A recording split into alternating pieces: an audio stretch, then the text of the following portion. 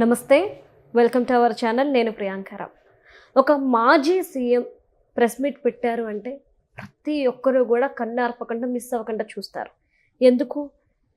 ప్రభుత్వం మీద అంటే ఇప్పుడున్న పాలనలో ఏవైనా అవకతవకలుంటే, ప్రజలకు ఏదైనా అన్యాయం జరిగితే చెప్తారు అని, లేదా ఏదైనా సలహాలు సూచనలు ఇస్తారేమోనని, ఒక మార్గనిర్దేశం చేస్తారేమోనని.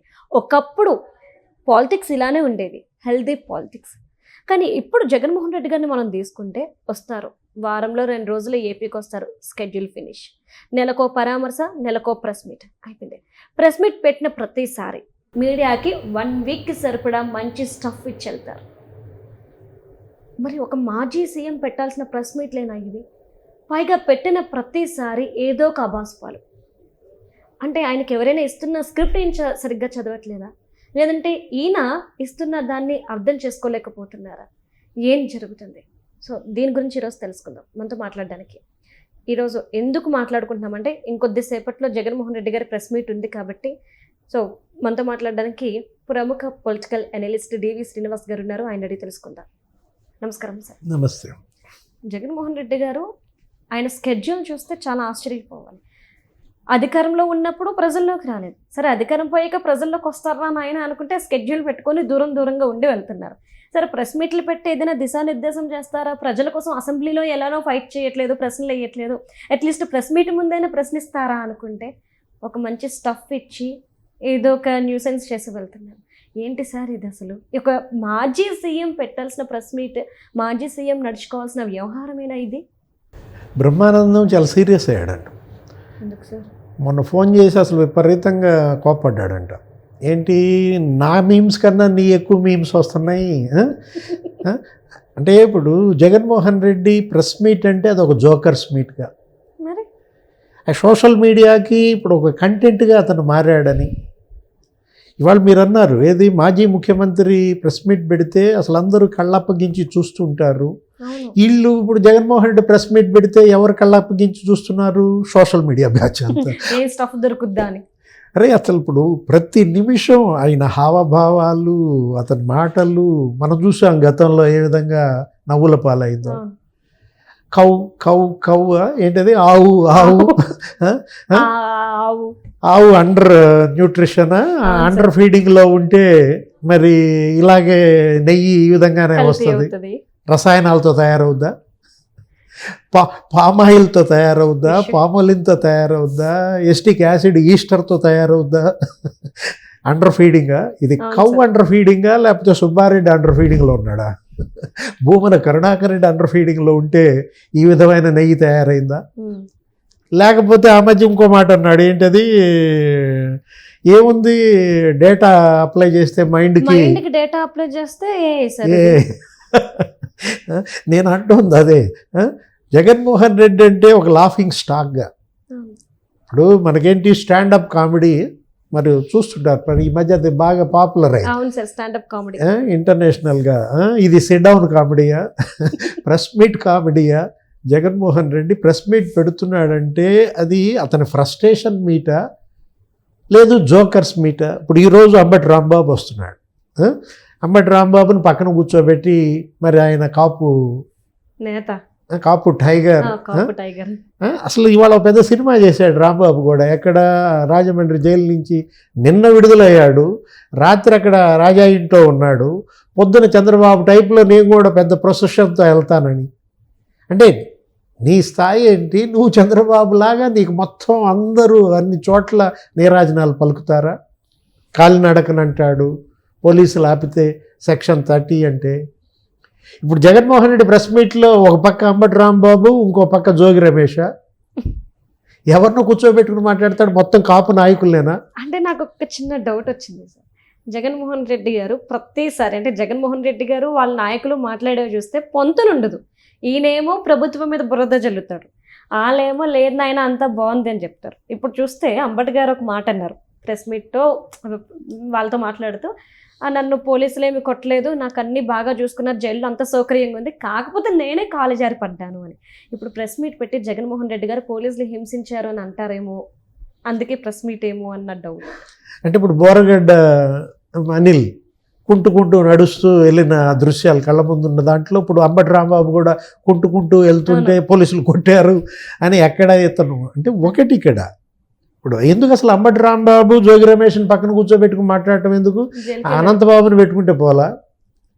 అనంతబాబు అనంతలక్ష్మి అలియాస్ రోజా అదొకటి వాళ్ళు బ్లాస్ట్ అయింది. డ్రైవర్ సుబ్రహ్మణ్యాన్ని చంపి డోర్ డెలివరీ చేసిన కేసులో అనంతబాబు ఏం తప్పు చేశాడంటారా? ఈరోజు ప్రెస్ మీట్లో జగన్మోహన్ రెడ్డి నిన్న అంబటి రాంబాబు పరామర్శగా వెళ్ళి వాళ్ళ ఇంటి దగ్గర అంబటి చేసిన తప్పేంటి అన్నాడు. ఇప్పుడు ఈరోజు ప్రెస్ మీట్లో అనంతబాబు చేసిన తప్పేంటి? డోర్ డెలివరీ చేయటం తప్ప అంటాడా? మామూలుగానే లేదు అసలు బొత్స సత్యనారాయణ కౌన్సిల్ జరగనీటిల్లా 2-3 రోజుల నుంచి. నిన్న కూడా 14 నిమిషాలు జరిగిందంట, ఇవాళ అసలు మరి 10 నిమిషాలు జరిగినట్టు. ఇందాపూర్ గురించి మాట్లాడతాడా? అవును, మేబీ ప్రెస్ మీట్ లో మాట్లాడచ్చు. ఇందాపూర్ నుండే వీళ్ళు నెయ్యి ఇస్తున్నారు, ఆ డబ్బులు ఇక్కడ తీసుకుంటున్నారు అని చెప్పొచ్చేమో. అసలు ఎక్కడ ఇందాపూర్, ఎక్కడ హెరిటేజ్, అసలు దేనికి ముడి పెడుతున్నారమ్మా? అది 24 ఏళ్ల క్రితం పెట్టినటువంటి డైరీ. హెరిటేజ్ ఎప్పుడో 34 ఏళ్ల క్రితం పెట్టిన డైరీ. అందుకు కాదు నోటీసులు వచ్చింది. మరి ఇప్పుడు దాని గురించి మాట్లాడినందుకే బొత్స సత్యనారాయణకి లీగల్ నోటీస్ పంపారు. క్షమాపణ చెబుతారా, లేదు పరువు నష్టం క్రిమినల్ కేసులు పెట్టమంటారా? అదో చీకటి ఒప్పందం అంటాడు బొత్స సత్యనారాయణ. ఇప్పుడు జగన్మోహన్ రెడ్డి కూడా ప్రెస్ మీట్లో ఇప్పుడు అదే చెప్తాడు. ఏమని? ఇందాపూర్తో చంద్రబాబు చీకటి ఒప్పందం అంటారా? ఏది చీకటి ఒప్పందం? చీకటి ఒప్పందం అయితే వాళ్ళు అది పబ్లిష్ చేస్తారా? నువ్వే చూపిస్తున్నావు. ఆ చీజ్ ప్యాకెట్ నెయ్యి అంటావు, సరే ఏదో ఒక ప్యాకెట్ చూపించి దాని కింద ఏమని రాసి ఉంది? మార్కెటెడ్ బై హెరిటేజ్ అని ఉంది. అది చీకటి ఒప్పందం అయితే ప్రింట్ ఎందుకు చేస్తారు? చేయకూడదుగా. చీకటి ఒప్పందం అయితే వెబ్సైట్లో ఎందుకు పెడతారు? మేము ఇందాపూర్ ఉత్పత్తులు కొని మార్కెట్ చేస్తాం, మా ఉత్పత్తులు ఇందాపూర్కి అమ్మమని వాళ్ళు హెరిటేజ్ చెప్తే ఇప్పుడు జగన్మోహన్ రెడ్డి కూడా నోటీసులు వస్తాయి. లేనిపోయింది ఆయన కనుక దానిపైన మాట్లాడితే 2500 కోట్ల టర్న్ ఓవర్ అమ్మది. ఏది? ఇందాపూర్. ఎవరు దాని డైరెక్టర్లు? ఒకడు భుజబల్, ఒకడు షిండే, ఒకడు మానే. మరాఠీలు కదా వాళ్ళంతా కూడా. వాళ్ళు డైరెక్టర్లుగా ఆ కంపెనీ అయితే దీనికి ముడిపెడితే ఇప్పుడు ఇది 6000-7000 కోట్ల టర్న్ ఓవర్. ఏది? హెరిటేజ్. ఇప్పుడు అమూల్ జగన్మోహన్ రెడ్డి బినామీయా? అందుకే అమూల్ని ఆయన మొన్న ఎంకరేజ్ చేశాడా ఆయన 5 ఏళ్లలో? ఆ మాట ఎవరన్నా అన్నారా? లేదు. ఏం మాట్లాడతాడు ఈరోజు ప్రెస్ మీట్లో? ఇంకా సూపర్ 6, సూపర్ 7 అదేగా అరిగిపోయిన గ్రామ్ఫోన్ రికార్డ్ అయిపోయింది. జగన్ ఏం మాట్లాడతాడు ప్రెస్ మీట్లో అనేది ముందే చెప్పేస్తున్నారు జనం. గెస్ట్ చేసేస్తున్నారు సార్. ఆల్మోస్ట్ అర్థమైపోయింది ఆయన మైండ్ సెట్ అందరికీ. అంటే ఇప్పుడు మీరు సూపర్ 6 అంటావు, అన్నదాత సుఖీభవ. వాళ్ళు ఎంత పెట్టారు? దగ్గర 6700 కోట్లు పెట్టారు. లాస్ట్ ఇయర్ 7000 కోట్లు ఆల్రెడీ రైతుల ఖాతాల్లో వేశారు. నువ్వెంత పెట్టావు? జనం అడిగే క్వశ్చన్. వాళ్ళని నువ్వు ఎంత పెట్టావని నిలదీసినప్పుడు జగన్మోహన్ రెడ్డి ఎంత పెట్టాడు రైతు భరోసాకి? 4000 కోట్లు. అంతేగా. తల్లికి వందనం వాళ్ళు ఎంతమందికి ఇస్తున్నారు? 65 లక్షల మందికి ఇస్తున్నారు. 10,000 కోట్లు ఖర్చు పెడుతున్నారు. ఈ బడ్జెట్లో 9500 కోట్లు పెట్టారు. మరి నువ్వు అమ్మఒడి ఎంత ఇచ్చావు? ఎంతమందికి ఇచ్చావు? నువ్వు ఇచ్చింది 5,000 కోట్లు, వాళ్ళు ఇచ్చింది 10,000 కోట్లు. నువ్వు ఇచ్చింది 40 లక్షల మందికి, వాళ్ళు ఇచ్చింది 65 లక్షల మందికి. అంటే జగన్ ఇచ్చిన దానికన్నా 25 లక్షల మందికి ఎక్కువ మందికి తల్లికి వందనం ఇస్తే డబల్. నువ్వు 5,000 కోట్లు ఇస్తే వాళ్ళు 10,000 కోట్లు ఇస్తే సూపర్ 6 ఏది, సూపర్ 7 ఏది అంటాడు. ఇప్పుడు ఉచిత బస్సు నువ్వు ఇచ్చావా మహిళలకి? వాళ్ళు బ్రహ్మాండంగా ఇస్తున్నారు. ఇప్పుడు 1.5 కోటి మంది ఉచిత బస్సు ఫెసిలిటీ వాడుకున్నారు. అవును సార్. 2500 కోట్లు పెట్టారు ఈ బడ్జెట్లో. గ్యాస్ నువ్వు ఫ్రీగా ఇచ్చావా? వాళ్ళు ఇస్తున్నారు 3 సిలిండర్లు, దానికి 2700 కోట్లు పెట్టారు. ఇంకా అప్పుల గురించి మాట్లాడతాడు. నిన్న కేసు కౌన్సిల్లో అప్పుల గురించి మాట్లాడాడు. 6 లక్షల కోట్ల అప్పు ఉంది, కార్పొరేషన్ల రుణాలు కూడా కలిపి 1,50,000 కోట్లని అతను 7 లక్షల కోట్లు ఏమో చెప్పాడు. మరి ఆ రోజు 10 లక్షల కోట్లు ఎందుకన్నారు అంటాడు, 14 లక్షల కోట్లు ఎందుకన్నారు అంటాడు. ఇవేంటి ఈ బడ్జెటరీ అప్పులు? నువ్వేం చేశావు? ఆఫ్ బడ్జెట్ అప్పులు. అసెంబ్లీ ఆమోదం లేకుండా అప్పు తెచ్చావు. అసలు ఇప్పటికీ 20 డిపార్ట్మెంట్స్ తెలియదు ఎంత అప్పు తెచ్చారో, వాళ్ళ మీద ఎంత అప్పు ఉందో కూడా ఇంకా 20 శాఖల్లో తెలియదు అనమాట. అసలు ఇప్పుడు కాంట్రాక్టర్లకు పెండింగ్ బకాయిలు ఎన్ని ఉన్నాయి? 1,50,000 కోట్లు ఉన్నాయి. ఇప్పుడు ఇవన్నీ కలిపితే 10 లక్షల కోట్లు అవుతాయి కదా. వాటి గురించి మాట్లాడతారు ఆయన.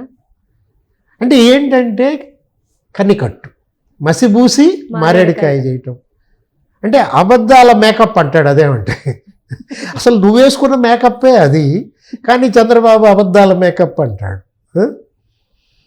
ఒకవేళ జగన్మోహన్ రెడ్డి చంద్రబాబు వైపు చూపిస్తే 4 ఏళ్ళు ఎవరి వైపు చూపిస్తున్నాయి? ఆయన వైపేగా. అదేమంటే జంతు కొవ్వు లేదు అంటాడు. ఇప్పుడు జంతు కొవ్వు ఉంది, లేకపోతే పంది కొవ్వు ఉంది, ఆవు కొవ్వు ఉంది అని ఆ రిపోర్ట్ ఉంది. ఆ రిపోర్టుని చంద్రబాబు చదివాడు. ఆయన లేని రిపోర్ట్ చదివితే, ఇప్పుడు ఎన్డీడీబీ రిపోర్ట్ వచ్చింది, గుజరాత్ నుంచి వచ్చిన రిపోర్ట్ని ఆధారంగా చేసుకుని చంద్రబాబు చెప్పాడు. కానీ సార్, మరి సిట్ చార్జ్ షీట్లో ఇది ఎందుకు నోట్ చేయలేదు? ఆవు కల్తీ ఫుడ్ తీసుకోవడం వల్ల, కల్తీ పాలు ఇవ్వడం వల్ల కల్తీ నెయ్యి వచ్చింది అనేది ఎందుకు వాళ్ళు నోటీస్ చేయలేదు? అంటే లేదు కదా సార్. మరి జగన్మోహన్ రెడ్డి గారు అదే కదా సార్ చెప్పింది, ఆవు తన గర్భంలోని కెమికల్స్తో నెయ్యి తయారు చేసేసి ఇచ్చినట్టే కదా ఆయన చెప్తుంది. ఇప్పుడు ఆవు పూజ చేసి కానీ సుబ్బారెడ్డి బయటకు రాడంట, గో పూజ చేసి కానీ సుబ్బారెడ్డి బయటకు రాడంట.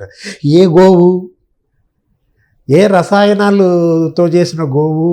ఆయన అసలు ఆవు పూజ, గో పూజకి అర్హుడా? అంటే సుబ్బారెడ్డి ఇవాళ దోషి. ఏది చిన్నప్పన్న వెనక పెద్దప్పన్న ఎవరు అంటున్నారు? బాబాయ్ పెద్దప్పన్న జగన్మోహన్ రెడ్డి. చిన్నప్పన్నకే 15 ప్లాట్లు అంట, 4,60,00,000 బ్యాంకులు అంట, లావాదేవీలు అంట. అతను ఇవాళ చిన్నప్పన్నని అక్కడ పెట్టింది ఎవరు? జగన్మోహన్ రెడ్డి కాదు కదా. అంటే చేసిన తప్పంతా జగన్మోహన్ రెడ్డి ఇవాళ ఎవరిపైన నెపం వేస్తారు? ఏ రకంగా చంద్రబాబుని దోషిగా చూపించి బయటపడదామా, ఈ కల్తీ నెయ్యి ఈ ఊబిలో నుంచి బయటపడదామా అన్న తాపత్రయంలో అతను ఇంకా ఊబిలో దిగబడిపోతున్నాడు. Right. Thank you so much sir. నమస్తే.